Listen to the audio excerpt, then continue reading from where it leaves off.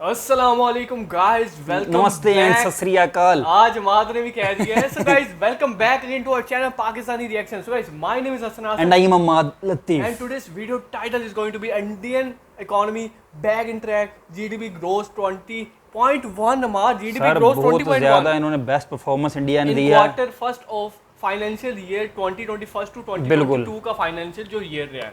असल में क्वार्टर्स होते हैं 3-3 मंथ्स के ना, ये मतलब इनका पूरा वो नहीं होता, हमारा होता है पूरे साल का। ठीक है ना, इनका टारगेट होता है एक क्वार्टर के अंदर, जैसे इंडिया का था कि हमने ट्रेड करनी है पूरे $100 बिलियन की ना, तो इन्होंने इस तरह डिवाइड किया हुआ कि उनको पता लगता रहा है कि इनकी परफॉर्मेंस कितनी जा रही है। ये ज्यादा अच्छी हाँ, स्ट्रेटजी है। हमारा साल का पूरे का एक दफा देखते हैं हमारी ये काफी जबरदस्त स्ट्रेटजी है जिसमें क्वार्टरली आप मुआवजा करते हो, ये चेक करते हो कि आपकी जीडीपी ग्रोथ कर रही है या क्या कर रही है। तो ये बहुत अच्छा, मतलब अपने आप को जज करने के लिए एक अच्छा जो है ना मेजरमेंट है, इससे बजाय कि आप पूरे साल बाद आपको पता लगे यार हमारा ये हुआ है, तो ये बहुत अच्छा इकदाम है। वीडियो को देखते हैं, उसके बाद मजे की डिस्कशन होने वाली है। Without any delay guys, 3 2 1 start. Bharat के फाइनेंशियल ईयर 2021-22 के फर्स्ट क्वार्टर के जीडीपी ग्रोथ रेट के फिगर सामने आ चुके हैं, जहां पिछले साल 2020-21 के क्वार्टर वन में भारत के इतिहास के अब तक के सबसे खराब ग्रोथ रेट के फिगर देखने को मिले थे।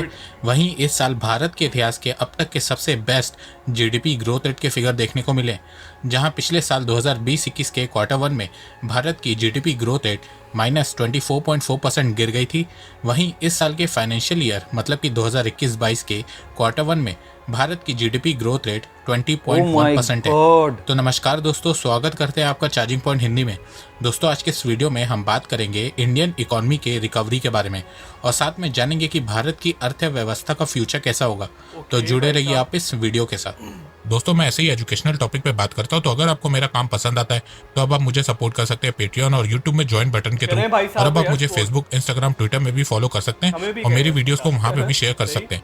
दोस्तों, अगर आपको एडवांस MS एक्सेल सीखना है तो मैं आपको 1475 रुपए का कोर्स फ्री में दे सकता हूँ, और अगर आपको financial market, share market, mutual fund के बारे में जानना है तो मैं आपको 4720 रुपए का कोर्स फ्री में दे सकता हूँ। दोनों कोर्सेज की लिंक डिस्क्रिप्शन में दी गई है। अच्छी बात है। सबसे पहले मैं आपको कुछ चीजें बता दूं जिससे आपको समझने में आसानी होगी।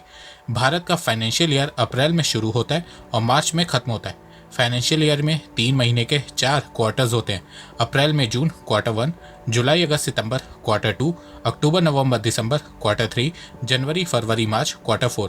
अभी जो रिसेंट जीडीपी ग्रोथ रेट के फिगर सामने आए हैं वो अप्रैल में जून वाले क्वार्टर 1 के फिगर सामने आए हैं, और ये डाटा भारत की नेशनल स्टैटिस्टिकल ऑफिस ने दिया है, जो भारत की ministry of statistics and programme implementation के अंडर आता है। जहां पिछले साल 2020-21 के क्वार्टर 1 में भारत की ग्रोथ रेट -24.4% गिर गई थी। 40 साल बाद भारत की जीडीपी ग्रोथ रेट ने नेगेटिव फिगर शो किए थे। उसके बाद क्वार्टर 2 में हालात थोड़े सुधरते हुए देखने को मिले। क्वार्टर 2 में भारत की जीडीपी ग्रोथ रेट -7.5% थी। क्वार्टर 3 में हालात और सुधरते हुए देखने को मिले। भारत की जीडीपी ग्रोथ रेट नेगेटिव से पॉजिटिव में आ गई थी। 2020-21 के क्वार्टर 3 में भारत की जीडीपी ग्रोथ रेट 0.4% पे आ गई थी। वहीं क्वार्टर 4 में भारत की जीडीपी ग्रोथ रेट में और इम्प्रूवमेंट देखने को मिली। क्वार्टर 4 में भारत की जीडीपी ग्रोथ रेट 1.6% पे आ गई थी। चारों क्वार्टर को मिला दे तो 2020 की पूरे साल भर की ग्रोथ रेट भारत की -7.3% थी। वहीं इस साल के फाइनेंशियल ईयर के क्वार्टर 1 में भारत की जीडीपी ग्रोथ रेट 20.1% है, जो भारत के इतिहास की अब तक की सबसे बेस्ट जीडीपी ग्रोथ रेट है। भारत की अर्थव्यवस्था में वी शेप्ड रिकवरी देखने को मिली है, पर इसके बावजूद इकोनॉमिस्ट का कहना है कि भारत की ग्रोथ रेट लो बेस इफेक्ट के कारण ज़्यादा दिख रही है। अब आप सोच रहे होंगे कि ये लो बेस इफेक्ट क्या है, तो इस चीज़ को मैं आपको एक एग्जांपल के थ्रू समझाता हूँ। जैसे कि आप इस फिगर में देख सकते हैं कि ये भारत की जीडीपी का डाटा है। कोविड के आने से पहले भारत की जीडीपी 2019-20 के फर्स्ट क्वार्टर में 35 लाख करोड़ रुपए थी। वहीं 2020-21 में कोविड के चलते भारत की जीडीपी ग्रोथ रेट -24.4% गिर गई, जिसके बाद भारत की जीडीपी 35 लाख करोड़ रुपए से कम होकर 26 लाख करोड़ रुपए पे आ गई थी। वहीं 2021-22 में वापस से जीडीपी ग्रोथ रेट में 20.1% की रिकवरी देखने को मिली, जिससे भारत की जीडीपी 26 लाख करोड़ से बढ़ के 32 लाख करोड़ रुपए हो गई है।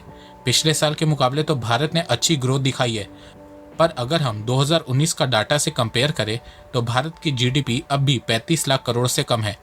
कोविड के कारण 2020 में भारत की ग्रोथ रेट में इतनी ज़्यादा गिरावट हो गई थी और भारत की जीडीपी का बेस इतना कम हो गया था, जिसके चलते 2021 के फर्स्ट क्वार्टर का ग्रोथ रेट का फिगर ज़्यादा देखने को मिल रहा है।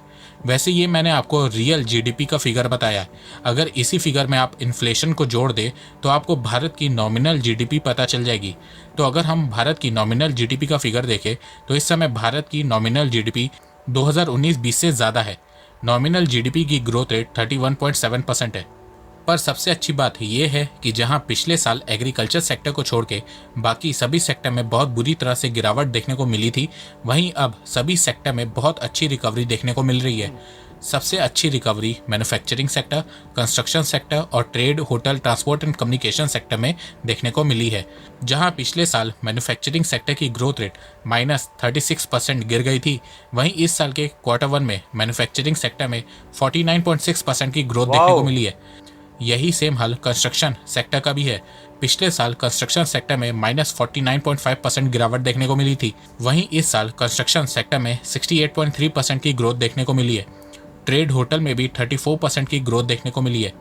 इसके अलावा भारत का जीएसटी कलेक्शन वापस से बढ़ना शुरू हो गया है।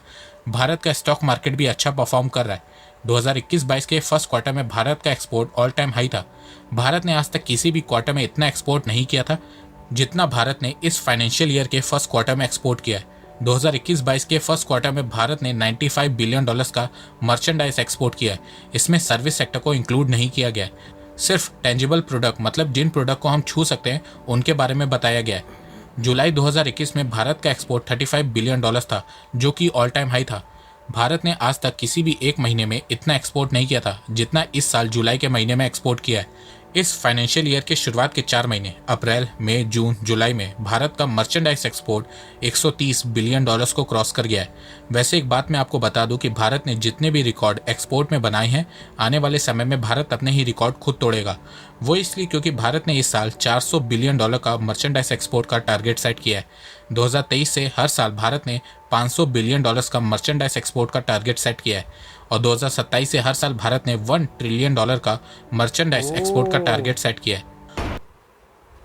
ओके गाइस, यहाँ पे जो है ना वीडियो एंड होती है कि कैसे इंडियन इकोनॉमी जो है बैक इन ट्रैक आ रही है। बिल्कुल ऐसी है कि वाकई उन्होंने बिल्कुल दुरुस्त मैंने वो जो है ना लो बेस वाला सिस्टम भी समझा दिया कि पहले गिरी ही इतनी थी कि अब इंक्रीज हुई है, तो हमें लग रहा है बहुत ज़्यादा इंप्रूवमेंट हुई है। वाकई इंप्रूवमेंट तो हसन हुई है, लेकिन उन्होंने बताया कि 2019 से अगर कंपेयर किया जाए उससे भी थोड़ी सी कम ही है।